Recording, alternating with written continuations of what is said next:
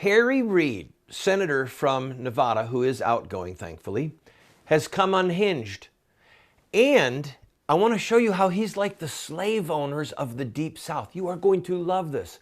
Also, how is it that the Electoral College protects us from an unruly mob? I'm Randall Terry, and you're watching Voice of Resistance.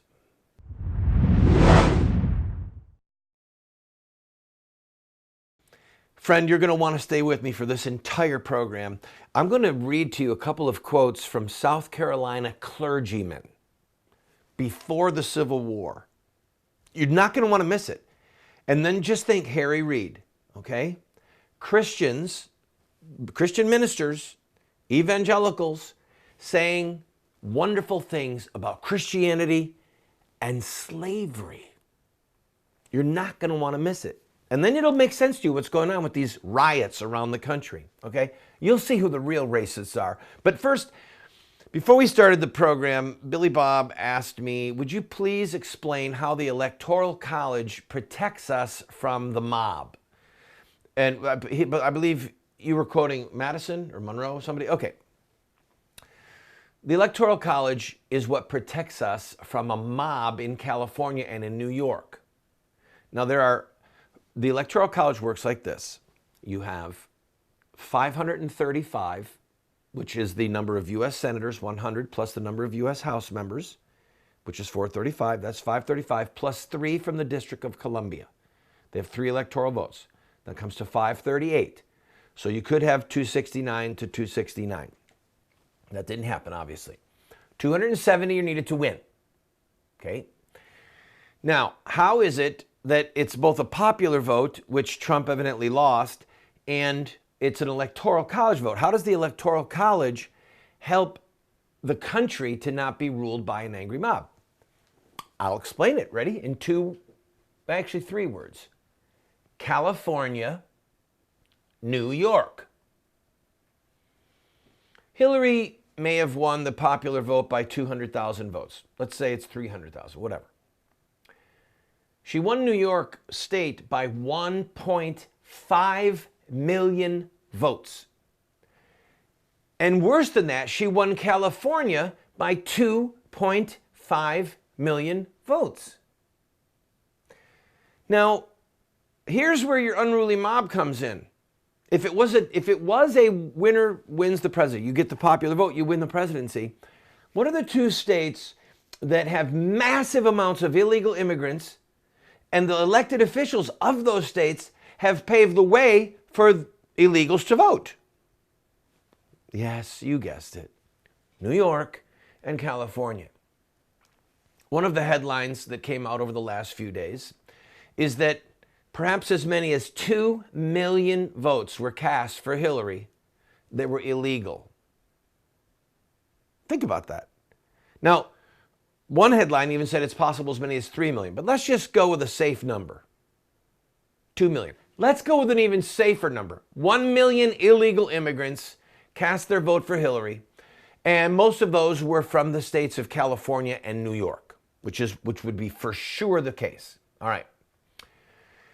So suddenly, without those illegal votes, Donald Trump wins the presidency. He wins the popular vote without those illegal immigrants casting their votes. But with the illegal immigrants, the unruly mob, the mob of illegal immigrants, the mob led by the rabble-rousers in the state governments of California and New York, they have suddenly swamped the entire country with their agenda. This is the genius of the Electoral College. Yes, you're in California. California has, I believe, 55 electoral votes. And you get to have all of that power and authority because you're the biggest state as far as population is concerned. But that's it. You don't get to swamp the rest of us with the popular vote. It's about the Electoral College. That's how it works, friends. That's why it's there to safeguard us. That's why it's there to protect us. All right, I've got to take a break. When we come back, Harry Reid, outgoing Senate Minority Leader. Perhaps I leave it to you to question, is this man demon possessed? I'm just asking.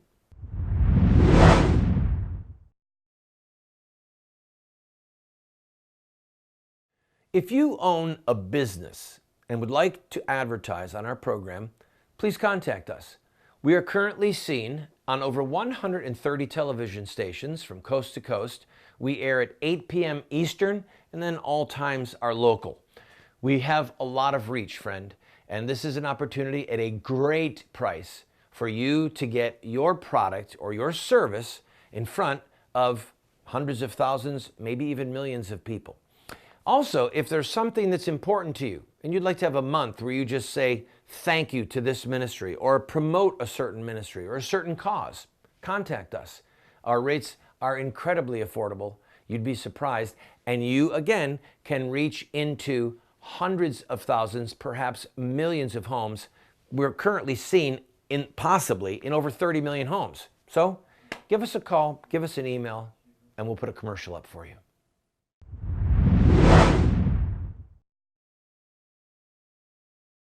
My name is Randall Terry. You are watching Voice of Resistance. If you just joined me, I thank you for the privilege of being in your home. Harry Reid is a racist, okay? He really is. And I'm going to explain it to you historically, and I'm going to show you what is happening. And it would be funny if it wasn't so tragic, because right now there's violence happening around the country as people like George Soros are helping fund and stimulate these protests against Donald Trump and these riots. Someone was asking me, well, are they all on the payroll? Of course not. Of course not. Some of them are getting food and maybe a t-shirt, and they're getting a bus ride, and they're able to hang out with girls, girls able to hang out with guys. This is like a party for them, all right? They're smoking doobies, they're drinking, and they are going from city to city, and some of them are staying in one city now. But the leaders are being paid. They're on payroll. And listen, I'm an activist, okay? I can see and I can smell this stuff a mile away. When we did Operation Rescue events, we had 1,000 people on the street. We had 1,200 people blocking city blocks, literally shutting down traffic, shutting down Planned Parenthood. And there were maybe 20 of us that our daily bread, our living came from money that we raised to lead. And the rest were volunteers who were there because they believed, all right? Now you've got these wackos, these poor bigots and racists who are telling those of us who elected Donald Trump that we're the racists. So let me read to you from Harry Reid. And then I'm going to read to you from the U.S. Constitution and from some clergy in South Carolina. And I want you to think Harry Reid and then listen to the clergy in South Carolina. And then you're going to say, oh my goodness, I get it. All right. So people are crying out, he's not my president, throw out Trump, not my president. This is what the South did with Lincoln. When President Lincoln was elected, Southern states started saying, he's not my president. And then they actually seceded from the Union. Here's what Harry Reid said. The election of Donald Trump has emboldened the forces of hate and bigotry in America. White nationalists, Vladimir Putin, read communist, and ISIS are celebrating Donald Trump's victory, while innocent, law-abiding Americans are racked with fear.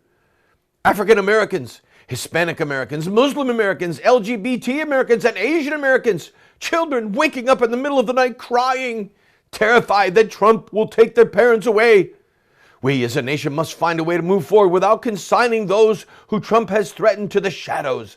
Their fear is entirely rational because Donald Trump has talked openly about doing terrible things to them. If this is going to be a time of healing, we must first put the responsibility for healing where it belongs, at the feet of Donald Trump, a sexual predator who lost the popular vote and fueled his campaign with bigotry and hate. So why doesn't Harry just go on to say, and those of you who voted for him are full of bigotry and hate? Harry, I'm not kidding you. I just want to ask the question if he's got somebody else running around inside of there. All right, listen. All right, so you heard the word, okay? Vladimir Putin, white nationalists, ISIS, they're all celebrating. Listen to this quote. This is from a South Carolina clergyman, James Henley Thornwell. The parties in conflict are not merely abolitionists and slaveholders, those who want to get rid of slavery and those who own slavery. They are atheists, socialists, communists, red Republicans, Jacobins on the one side, and the friends of order and regulated freedom on the other. In one word, the world is the battleground. Christianity and atheism are the combatants, and the progress of humanity is at stake. Now, I'm going to have to, some of you are going, I don't even know what you just said. I know, it's that confusing. This clergyman, okay, believer in Jesus Christ, believes the Bible is the Word of God. What he was saying was that the people who were opposing slavery, the people who were against slavery, they were the atheists, the socialists, the communists, and the people who promoted slavery, they were the ones who were the true friends of Christianity. In one word, the world is the battleground. Christianity and atheism are the combatants. And the progress of humanity is at stake. The progress of humanity for him meant you have to have more slavery. Think Harry Reid, think dead babies, think homosexual marriage. Those of us that want to have Christianity undergird society are labeled as the enemies of Christianity, the enemies of mercy, the enemies of kindness, and the true heroes in the story are perverts like Harry Reid. I am not buying. I've got more. It gets worse. It gets worse. You've got to listen. Stay with me. Stay with me.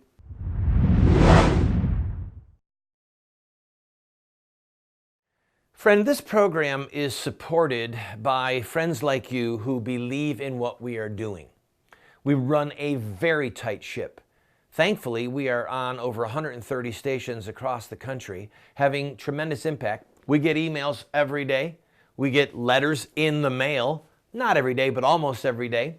We hear from people who love what we're doing. What people don't understand is that it's sort of expensive to produce a television show like this. It doesn't require earth-shattering funds, but it does require financial help. So I am asking you, if you enjoy this program, throw us a $10 or a $20 bill every once in a while, or even a $50 or a $100 check. You see the address there on the screen. Your gifts are not tax deductible, by the way, because we want to be able to say what we want to say regarding politics without the IRS telling us no. So if you like the program, I ask for your support.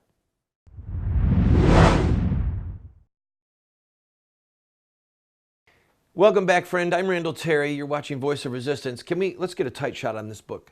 The Abolitionists. It is out of print. At least it was last time I checked. I encourage you to get it. The Growth of a Dissenting Minority by Merton Dillon. If you can find that book used online somewhere, get it.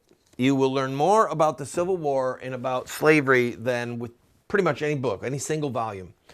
And about abolition. All right, let's go back to this camera. All right. Did you know that they actually outlawed anti-slavery literature and anti-slavery societies, clubs in the South? Think college safe zones. Think college safe zones where you can't hear an opinion. It's going to hurt your feelings. Oh, you poor little college student. You don't want to hear somebody say abortion is murder, that homosexual marriage is a sin against God and against the sacrament of marriage. You don't want to hear those words? We're going to outlaw speech in this area. We're going to call it a safe zone for you. That's what they did in the South. They outlawed the distribution of literature. It became against the law for a piece of mail to be sent that had anti-slavery sentiment in it. That's how maniacal they were. And that's Harry Reid, by the way. So this is really hard for most of us because not hard emotionally, but difficult to follow, because most of us today, sadly, we're not reading a lot, we're watching a lot of TV, and the very fact that I'm quoting Christian ministers who are saying that Christianity and slavery are one, and that the villains were the abolitionists, the villains were the ones who wanted to end slavery. That's so mind-boggling to us that we can't even get our head around it. But that's what Harry Reid is saying. that Vladimir Putin, the communists, the forces of bigotry and hate, white nationalists, those who want to stir up the slaves and get a rebellion going. We've browbeaten these Christians into a corner for a long time, 8 years of Obama, and we were supposed to get them to shut the heck up. And now look, they're back talking about putting a Supreme Court justice on who would overturn Roe versus Wade. This is an outrage. Take deep breaths, Harry. You're going into retirement. We don't want you to have a stroke before you even get to enjoy your political oblivion. Now, the U.S. Constitution was, in fact, a pro-slavery document. Did you know that? It was a pro-slavery document. In the Constitution, Article 4, Section 3, listen to this. Put it up on the screen for me. No person held to service or labor, that's slavery, no person held to service or labor in one state, under the laws thereof, escaping into another, shall, in consequence of any law or regulation therein, be discharged from such service or labor, but shall be delivered up on claim of the party to whom such service or labor may be due. Well, that clause was taken away by the 13th Amendment. What this was saying, codified in the Constitution. Most of us think in terms, the 3/5 clause. Yeah, a slave was 3/5 of a vote.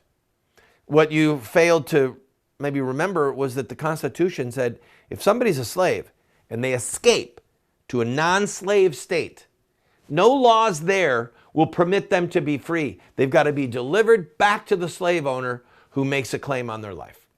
The Constitution was a pro-slavery document. It just was. We have to accept that. It's a part of our dark and tragic history. Now, what I'm going to do is read to you from portions of an article called Why Non-Slaveholding Southerners Fought. And this came from Gordon Rhea. Listen, the Southern Presbyterian Church of South Carolina, the denomination, wrote these words. All right, this is a Christian denomination. Quote, anti-slavery is essentially infidel. It wars upon the Bible, on the Church of Christ, on the truth of God, on the souls of men. Keep it up there. I want to read it again. Keep it up on the screen. Anti-slavery is essentially infidel. That means anti-God. Anti-slavery wars upon the Bible, on the Church of Christ, on the truth of God, on the souls of men. I'm going to take a quick break. I'm going to read two more quotes, at least two more, from Christian ministers in the South. But do you see how demonic this is? How demonic this was? They were saying that people who were against slavery were against God. That's how perverse their thinking had become. And that's what Harry Reid is all about. That's what these people who are promoting child killing and homosexual marriage, they become so warped and so twisted that something that is a crime against God, like slavery was a crime against God, they're actually saying that Christianity defends child killing and homosexual marriage and slavery. And that's why they won't sit under an anti-slavery president. I've got so much to talk about. Don't go away. I gotta close this up for you. I'll be right back. I want to invite you to go to our website. Almost every book that I have ever written is available as a PDF online for free. We have a ton of products, training materials, tools that are available for you for free. All we ask for is that you give us your email address. That's it. So that we can stay in touch with you. And yes, from time to time, ask you to support this work. So I'm inviting you, go to the website. Now, for those of you who say, well, I don't want a PDF, I want a real book. You can get one of my books. All you have to do is pay for shipping and handling, and then give whatever gift you want. And if you can't afford anything, we'll send you the book for free. Just pay shipping and handling. Why are we doing all this? Because we want to change the direction of the country, and we need to raise up a fresh generation of warriors to do that. That's why we have this tool. I invite you, go to the website, see for yourself.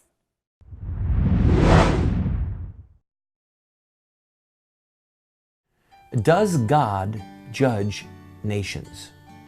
If so, why? What does his judgment look like? And is America under the judgment of God? I answer these questions and many others using the scriptures in my book called The Judgment of God. I encourage you to go to our website and download your own PDF and study the scriptures on the judgment of God.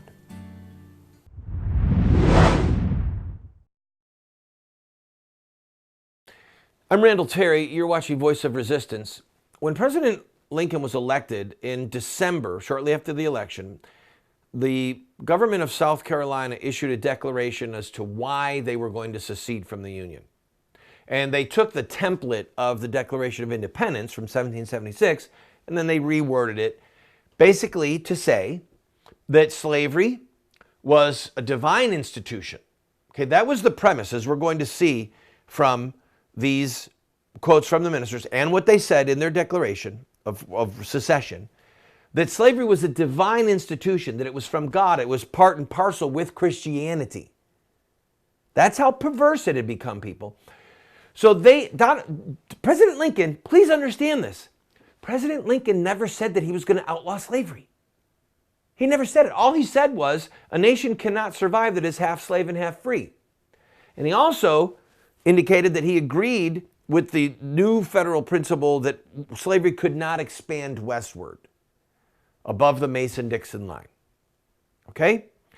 So that enraged the slaveholders. They wanted unfettered access to all of the states that were emerging from the West. If they wanted slaves in Nebraska or South Carolina, then they had the right by golly to do it. And the North was saying, you know, we've really had enough of all this slave power. Let's keep it in the South at least. And that was outrageous to the people of South Carolina.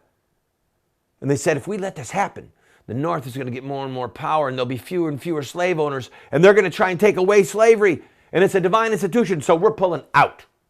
And we, with a firm reliance on the divine providence, they quoted from the end, they quoted the phrase that says, that they appealed to the supreme judge of the world for the rectitude of their actions. Ooh, bad move, guys. You appealed to Almighty God to defend slavery? You sealed your own doom, those morons. You have to wonder how many of them are in hell right now. Really and truly. You have to wonder. So listen to this. I got to read fast. This is from a Presbyterian minister. We must go before the nation with the Bible as the text, and thus saith the Lord is the answer, he wrote. We know that on the Bible argument, the abolition party will be driven to unveil their true infidel tendencies. The Bible being bound to stand on our side. They have to come out and array themselves against the Bible. He was saying, look, the Bible is a pro-slavery document. It's part of Christianity itself. And if the people in the North want to say we're going to get rid of slavery, they're ultimately going to say, then we want to get rid of the Bible too. Here's another Presbyterian minister. No, let's do the Methodist one. This is great.